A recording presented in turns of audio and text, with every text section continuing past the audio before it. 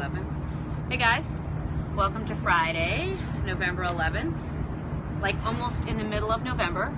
I'm wearing a 3/4 sleeve shirt. I could easily be wearing a tank top or no top at all right now. It is that warm up here. Global warming.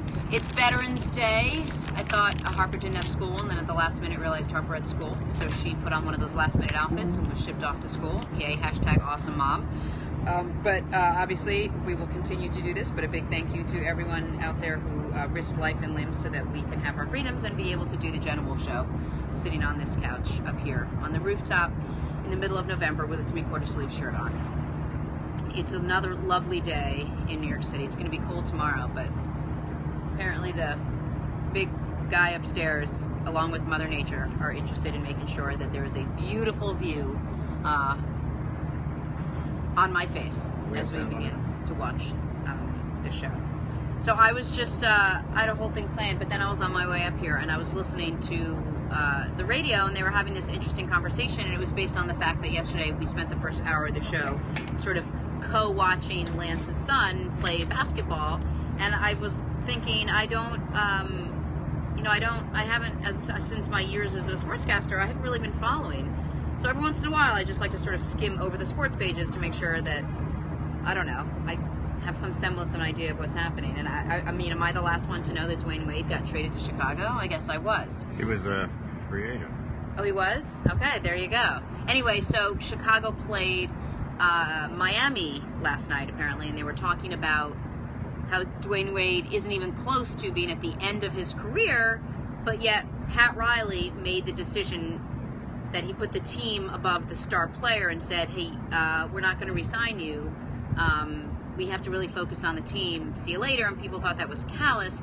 And then we went back and we thought about all the times that has happened and hasn't happened. For example, Kobe Bryant, right? So Kobe, they decided to give him this big farewell tour. They were going to spend every single game of the season honoring him and pouring money into it and all of it, you know, maybe at the expense of sort of developing the rest of the team and focusing on the rest of the team, but the team wasn't playing that well anyway, and it became the Kobe Tour, and it actually worked out. Where else did that happen? Derek Jeter. The Yankees spent the entire season basically saying goodbye to Derek Jeter and yada yada. But then there were times, you know, where like the Colts ended up getting rid of Peyton Manning for Andrew Luck, even though Manning ended up having a few more years because they didn't want to get rid of their future. To keep their present. And then I was thinking, and everyone started thinking about Tom Brady. Like, Tom Brady's, what, 39 years old, Patriots quarterback? What happens to Tom Brady when he starts to slow down? Does Belichick come out and say, listen, it's been great, it's been fun, we've won almost every game since you got into Drew Bledsoe's position, we really appreciate all your hard work and all your bumps and bruises, including Deflategate, but we're going to have to move on without you? Or do they let Tom Brady decide when it's time to go? I mean, do you let the big athlete, the star athlete, decide when it's time, or do you have to, as a fan, what would you rather happen? Are you a fan? You're a Mets fan, right, Lance? Yes. Okay, so you're a Mets fan. So say Piazza was at the end of his game. How did Piazza leave? Was he traded? Did he play anywhere else after New York? No. He retired. Actually, yeah. Let's see, he traded. Okay, so he was at the end of his career anyway. He went to the American League, I think. He went as like a DH. As a DH. Okay. So what would you rather? I mean, were you a huge Piazza fan? I guess we have to think of more of like, was he the superstar of the team? You mean if Tom Seaver was traded?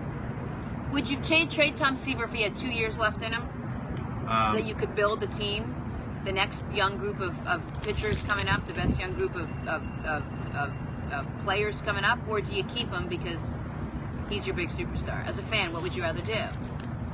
I mean, Toronto Blue Jays are actually looking at that right now with Jose Bautista. Oh, really? But he's not at the end of his... No, at the end of his Right, how career. many more years does Jose Bautista have in him, realistically? Probably 7 to 10. Okay, so that's different because he's going to be successful. He's extremely talented. He's going to go be successful wherever he goes. So they're not doing it at the, you know... Right, it's not the tail end of his career. It's not the tail end of his career. Right. Yeah, so I'm talking about a guy that's got like 2 years No, but he was like left. where Seaver was, I think, like Oh, middle of really? his career. Oh. When Seaver was traded. We see so many of these examples, and it used to drive me crazy when like the... Yeah, John's saying that Piazza left the Mets for San Diego and then Oakland. That's right. He played for San Diego for a while. like the Michael Jordans or the like Brett Favres or the who else left and played 1 or 2 years somewhere but kind of petered out after that. Yeah, Brett Favre was a big one, right? That drives me crazy. Favre played for what? The Vikings, and then he played for the Jets, and then maybe somewhere else. I don't know. And then he was like, "All right, this isn't working." Who got traded to the tail end of their careers? Oh, so many of them, not just got traded, decided they want to keep playing, and so they became a free agent, or they did get traded. Well, Bill Walton. Remember like Bill Walton and Shaq, they both played for the Celtics. Wait, Bill Walton and Shaq did not play for the Celtics. Shaquille O'Neal? Didn't Shaquille O'Neal end up on the Celtics? Like, didn't he end up at the tail end of his career? I thought he finished in Miami. Shaquille Maybe it was finished in Miami. I think. Why am I? I have this picture of him playing for the Celtics. I don't ever remember Shaquille O'Neal playing for the Celtics. In fact, I would bet an obscene amount of money on that. I don't know why But Shaq's not a good example because he played for many years in Miami when he left LA. How much money are we betting on the Shaq thing? Shaq played for the Celtics? Really? Yeah. Was that the very end of his career? Yeah, that's what I'm saying. Like, oh, that must have been. I did not know that. I thought that's what we were talking about. Like, yeah, I guess you're right. Did he play well? I don't think it was memorable, but. So that's it. So you go to another team because you feel like as a player you refuse to believe that you're not the same player you used to be, and it's not memorable. A lot of times, like a lot of these guys go chasing after championships, like to have one more championship. Are there? But I don't even know if it's that. I think it's because they still feel like they're part of a team. They might not think that they're the greatest player that they used to be. Like I think probably they're realistic. They know their bodies well. Right. But some of them they like the camaraderie. They like being part of a team. They go in a certain place that. Yeah. Like why not? Who don't like fans go to watch games, right? Right. So he averaged 9.2 points per game. That's John. How many years in his last year at the Celtics? Right? But like, why not be part of a championship team? Why not be part of like the run? Because like how cool would it have been? How cool would it have been for Tom Seaver is 60-odd years old. I can't have that conversation. I wasn't around for him to play. Bring someone a little more. So Mike Piazza, right? Fine. Okay. Mike Piazza would have loved to have been on the bench this year, sitting in the Cubs dugout. See, I disagree. I don't think these guys would want to come off the bench. I think I'm not saying even come off the bench. I'm saying just like sit on the bench. Right, be but part what if of he wasn't playing in every game? Like I just think to be part of the whole atmosphere, like to be one of the guys on the Cubs who ended the Cubs run, like to be there. I disagree. I bet you if Peyton went to Denver, and Peyton didn't have a great year, that Super Bowl game. That was not a great Super Bowl year he had of the season. It was a lot of the defense and the team around him. I bet you if you think Peyton would be fine if the backup quarterback played almost the whole season and he was just on the bench, but he still won a championship? No. I absolutely do not think he would ever go for that. I think he would rather retire. There's a lot of ego with these guys. But I don't think they would. If he knows he's the backup going in, and I'm saying that I think some of these guys, like, what would he rather be doing? He'd rather be home golfing? Give me an example of a superstar that decided to keep playing and acknowledged they were the backup and went into another situation. I gave you as Walton. the backup. Walton and Shaquille. Shaquille didn't start. I don't think he started. I mean, like, I think he was like one of the. If Shaquille started, he's not the backup.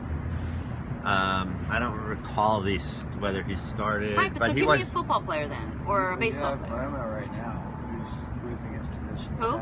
Tony Romo to back Prescott. Correct, but let's see if Tony goes to another team and is a backup.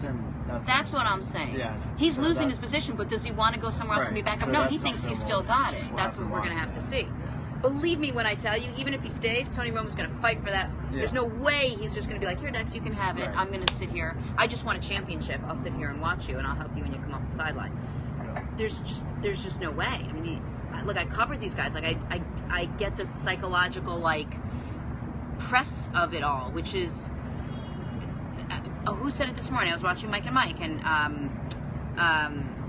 what's his name? One of the Mikes said it this morning. He's like, the player always knows it before the rest of the team does. Like, the player knows their decline, but they will never, ever admit it. They refuse to admit it. They'll go out there and, like, keep playing until there's literally nothing left before they're like, I think I'm slowing down. Well, yeah, but that's the mindset of somebody who's... amazing. But they're only going to remember. They're only going to do it based on facts. Like Right. So right, and I guess my So point it's would be that. they're not going to go somewhere just for a championship and sit there because they remember. But the a lot of these amazing. guys, Gary Payton, like a lot of these guys did it. Like the mailman played for like Laker. Like a lot of these guys do it at the tail end of their careers because they've never won a championship. Like that's just in basketball they do that. Like Maybe in basketball because there's only 5 starters. There's 5 starters. But there's- I don't think in football I could remember. Oh, What about Drew Bledsoe? How did that? Was that similar? They got rid of Drew Was left was after the that same year. season As what? that he left when Tom Brady. Didn't he leave that year or did he come back the next year and Tom Brady started and then he left? I can't remember. I don't remember, but he did go somewhere else. The first time I actually decided to put real sunscreen on. in your eye. Obviously, I got it in my eye. Who's calling me in the middle of the show? Oh, my doctor's appointment. I'll just call him. That's a good idea. I wanna Unless call them everybody back. wants to go to a doctor's appointment with Bledsoe went to Dallas. Oh yeah, he went to the Bills in Dallas. And did he? I don't think he did it. Well, because Dallas hasn't won it, so he hasn't done anything. Well, he definitely didn't do anything for the Bills. Yeah. John, I'm sorry. What does he want to know? No. It's your monologue. No, it's not. And now it's John wants to know if he could ask you a Seinfeld trivia question. yes. I may not be able to answer it, but you can certainly ask me. Hey, wait a minute. Oh my God. I think my shirt's on inside out. I think my shirt's is my shirt on inside out? John, I missed the question. Please repeat it. No, it's not. Is it? I don't think so. Is this a tag here? Is a tag on It's the inside? on the inside. Okay. Never mind. We'll start the show and start over and pretend I didn't think that my shirt was on inside out. If that's not a Seinfeld trivia question, I am a walking, talking Elaine Bennis. Literally in the middle of that, I'm like, oh, look at that. My shirt's... That's just what I do and who I am. And you know what? I'm embracing it. What's the question, John from Cherry Hill? I gotta know. Not catching it. John? Not catching the question, John. In the meantime, Marcy said, "Can you wish Harold a happy Veterans Day?" Oh, absolutely. Remember, he stormed the beach in Normandy and liberated the camps in Germany in a tank. He's 95 and still going strong. I know Harold. We call him Heshy. He's an unbelievable man. He's 95 years old, lives by himself, has his own opinions, strong as an ox. Just an amazing guy, but also sweet and soft and delicate, and not the kind of guy that needs to remind you that he stormed Normandy. Like, just not going to tell you that. I didn't even know it. So happy Veterans Day to you, Heshy. We love you very much. We thank you. We're appreciative. We honor you. We applaud you. And without what you guys did, is that my doctor? Is that my Not doctor that I calling know. you? Without all the work that you did and the blood, sweat, and tears and the lives, we wouldn't be here today. So I will continue to wish everyone a happy Veterans Day. Thank you very much, and thanks for reminding me, Marcy. One more time, John. In the opposite episode, what is George's traditional meal at Monk's? What does he get? He's like, every day I come in, I order the tuna, or something. The tuna on whole wheat, whatever. And he goes, no, the opposite of the tuna is the salmon. The salmon swim upstream. The tuna swim downstream. And George goes, good for the tuna. It was very funny. He goes, every day I would sit, the old man would sit here and do nothing. So he walks up to her and he goes, hello, my name is George. I'm bald. Oh, no, I'm unemployed and I live with my parents. And she goes, hi, I'm Victoria. And his eyes light up. Usually the trivia question from that show is what her name is, the woman that he walks up to. Just because I know the trivia questions usually that come with this. Tuna on toast. Tuna on toast. What did I say? I said tuna on rye. I'm just passing. Where did that come from, John? Did you see that episode last night? By the way, let me just mention, big night in our house last night, because when Jeopardy runs their teen tournament, big night, you know, because I feel like, well, at least I've got 5 answers. There are 5 different clues that I could answer. I give myself 5 out of the entire board. One teen. Forget colleges, forget like remedial Jeopardy. At the teens, I feel like there's 5. And let me tell you, I don't even think I got 5. There was one category called Gooey Centers, and it was like a Twix bar, an Eclair, like, and I got 4 of those in a row. And Steph was like, "It's really pathetic that this is the only category you were able to." watching that. I got all the Gooeys. I didn't get any symbols. I didn't get any like 18th century, whatever. I got none of the Shakespeare's. I'm trying to think what the other categories were. I missed the last one, like the like living creature, what they created. Oh yeah, the I Final said- I said Jeopardy the Great was. Wall of China Everyone also. said the Great Wall of China. It's the- What is Here, Lance, I'll ask Lance this. This is the Teen Jeopardy. What is the only monument that was built by living creatures that you could see from space? So that's you have to listen to all the words in that carefully because it got everyone tripped up. What is the only monument or the only entity or the only thing built by living creatures that you can see from space? Is that what it was? Something like that? Yeah, like the largest thing. Well, landmass. Creatures. Yeah. It was sort of a trick question. Yeah. No idea. Mm. Pyramids. Everyone guessed no. Everyone guessed the Great Wall of China. Coral Reef. Can I just tell you what I guessed before I tell you what it was? Coral Reef. No, but close. I guessed the half thing in St. Louis, the arch. The arch. Steph goes, it's half the size of Texas. Oh yeah, that's What thing half the size of Texas? I go, I got this. It's that thing in St. Louis. She goes, you need to never talk again. You're a moron. Half the size of Texas? I go, I didn't walk the whole thing, so I don't know. No, the answer, and Lance was closest, was the Great Barrier Reef. That was actually our audience. Oh, very nice. It was the Great Barrier Reef, Yeah. which I'm fascinated by. I'm fascinated by underwater and sharks and John wants to shipwrecks. do daily Seinfeld trivia? Seinfeld trivia. I'm in. Can I give you one, John? I'll Sure, make but one he's up. sitting there with Wikipedia. Oh yeah, John, you have to Actually, play on the honor while we're system. talking about John, the Periscope today introduced a new thing about our superfans. Ah, okay, let's see it. So, who do you think our number one superfan is according to Periscope? John from Cherry Hill. You would think that's what you would think, but But who is it? you're forgetting somebody else. Tony who's- Kendall. No, Sherry Stretch. She just Sherry started. Stretch 1964 has given the most love. Oh. John from Cherry Hill has come in second. At least that you got second place, John. H Skills 1106 is third. Okay. DF Childress. is But I coming don't in. know these, so maybe we haven't. That's why I'm mentioned them. acknowledging them because Okay. Those That's are a the really hearts. cool That's feature. from Hearts. Yes, I think. It's a really cool feature. Somebody's asking for a trivia question from the O'Brien Nazi episode. But I didn't like that episode. I found that one very disturbing. I don't remember it. Did you see a There's lot going of to be it? a heart war now. Now there's going to be a heart war erupting on our thing because I'm mom, 3 girls, Patty Hamill, No.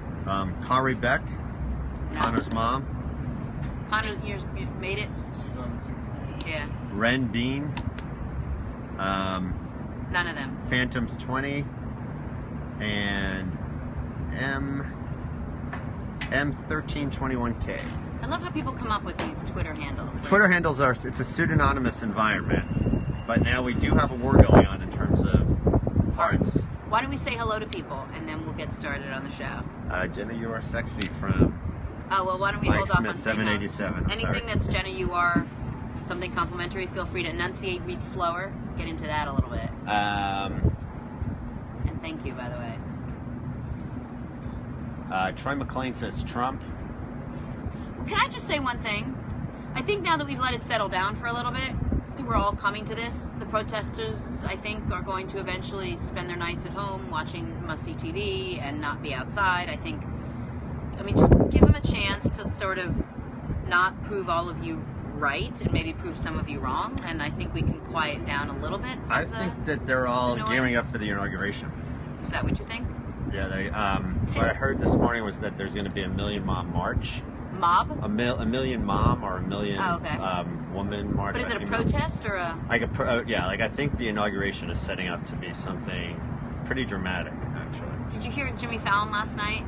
He's like, Trump was watching the protesters from his, Yeah, from, he thought it from was 60. parade. He was like, everyone's really on board or something. They're all He thought over it was a me. parade, He thought it was a right? parade. Oh, they've already done the parade for me. That's fantastic. All right, say hello. So we got that. Ams Madrigal says good morning from San Antonio. Good morning. Marvin Kirschenbaum says, morning all, no work today, walking, heading for a 25,000 step day. Nice. 25,000? I don't even do 25,000. While we're on actually, Veterans Day was my grandfather's birthday. Oh, was it? You have a lot of birthdays this month. It's a lot of family in the Lafer household. Your mom says, good morning, Jenna Lance Connor. Good morning, Mom. Brian O'Neill says, hi, how are you doing today, ma'am? Hi, Brian. Olivia McCrean says, good morning, Jenna. Good morning. Mike Smith said he did 2 steps on his day off. Kachina says, good morning from the UN. 2 steps? He took 2 steps? It's 2 steps. I don't know. Good morning from India. Good morning from the UK. Wow. Somebody has some vile thing to say over here. About me? No, just about what he's doing or something. Oh, that's fine. Who's greetings from Karachi. Karachi? This is... I said it like I know exactly where Karachi is, but if you put a gun to my head and said point to Karachi on the map, I'd probably point to Rhode Island. Let's be honest. Okay, so yeah, there's a whole bunch of things going on here. Scott says played for Orlando.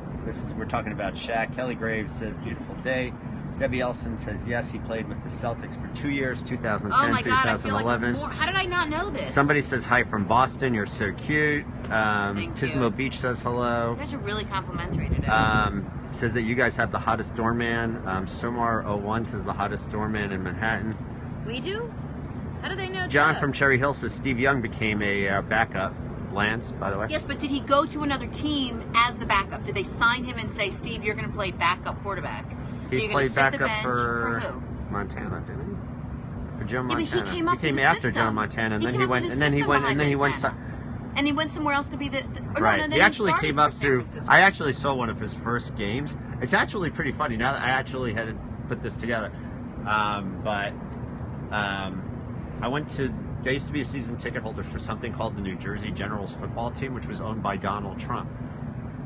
And Steve Young was involved. I remember him playing. Just so I'm clear, that was the whole story. That was the whole Because story. it started with, this is really funny, I just put this together. I just put together in So my head did you that see Trump what I used did? to own I that sat back team. to wait for something that You was should just know. put together. You should know me by this Hold point on, to know let me that say if I one say thing. something's funny, it's just not. Can I Not just funny, say one haha. thing? Nobody's gonna actually laugh at me.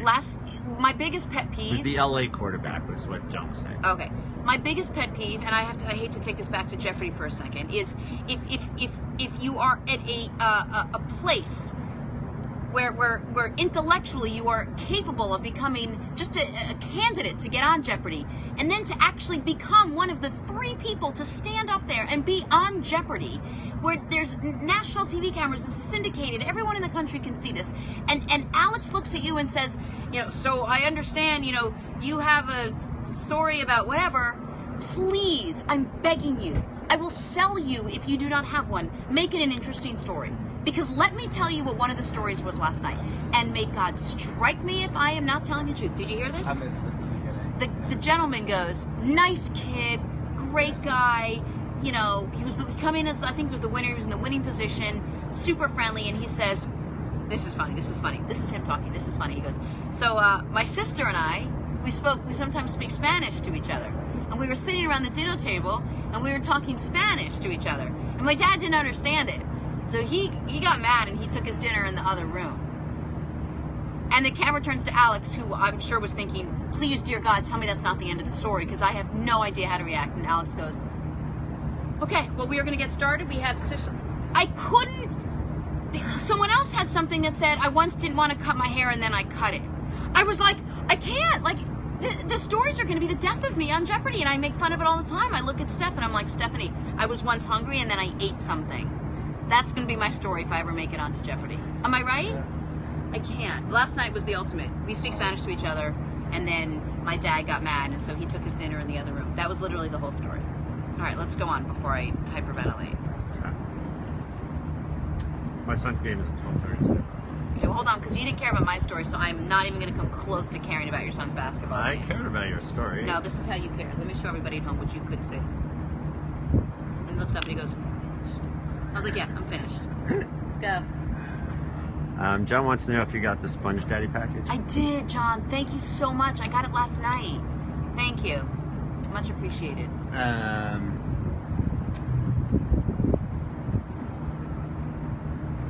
'Cause Debbie Elson says she agrees on Peyton. Ams Madrigal says Tony is past his prime. Mary Paris says, Jenna, change the couch cushions to orange, please. Why? Like that. What does that mean? What are you laughing at? I don't know. Okay. So Connor was reacting. Okay. Ken Fox says Drew Bledsoe went to Buffalo. Robin Stafford says the Great Barrier Reef. They're answering your questions from last night's show. Edward also says the Great Barrier Reef. Robin Stafford says hi, Harriet. Okay. Harriet says hi, Robin. That's nice. Angie Pizzold says hi, Jenna. Love your spirit. Keep motivating us to get healthy and exercise. I'm inspired by you. Robin Stafford says hello from Maryland. Danielle Cray Torres says good morning, all. Debbie Elson says good morning from Indianapolis. It's sunny in the 50s. Yeah, it's nice here too. Lynn Miles Dinkins says hello from Fremont, Nebraska. Okay. Jennifer Lombard says I love her. Like seriously, I wish I were her. Ha ha ha. I think she's talking about you. Nice. You can be me. I don't know why you would want to. Moira Calacoda says Jenna, my heart is still bleeding for Hillary. Mary Cole says good morning, Jenna. Hillary was Daphne already says, hi, outside on Jenna. a hike yesterday. She's all right. She's doing okay. She's gonna rebound. She's speaking at Goldman Sachs, I bet, sir. Another $250,000. All right. Caught up. Hello from Orlando, from Marianne. We're caught up. Awesome. All right. So let's. Should we get started? Let me bring John on. Yeah. Let's break for a minute. Let's get this stuff on. I need your key. I forgot to do something when you came to me. Okay. No problem. Hey, John. How are you? How you doing?